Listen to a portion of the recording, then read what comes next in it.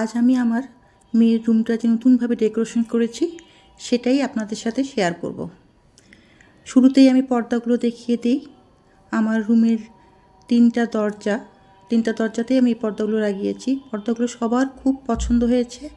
এই পর্দা নিয়ে অনেক কাহিনী আছে, পরে একসময় শেয়ার করব। এখন রুমে যাই।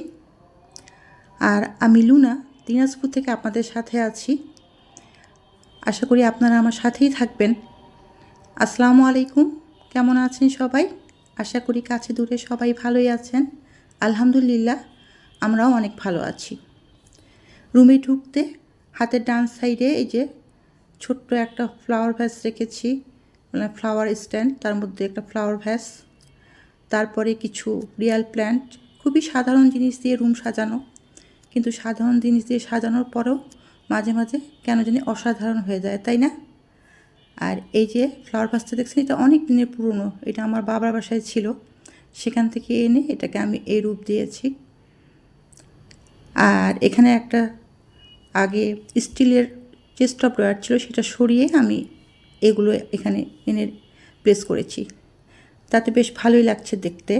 এটা হচ্ছে রুমের এক সাইড, আর আরেক সাইডে বেড। রুমটা খুব একটা বড় না, আর এই বেডশিটটা নতুন। বেডশিটের চারো সাইডে আমি এইভাবে কাপড় দিয়ে সেলাই করে দিয়েছি, তাতে বেডশিটটা আরও সুন্দর লাগছে এবং আকর্ষণীয় লাগছে। এই রুমের সাথে এই বেডশিটটা খুব সুন্দর মানিয়ে গিয়েছে। তার উপরে খুব সিম্পল জিনিস দিয়ে সাজিয়েছি। দুটি কুশন দিয়েছি কভার সহ, সেটাও বেডশিটের সাথে ম্যাচ করে।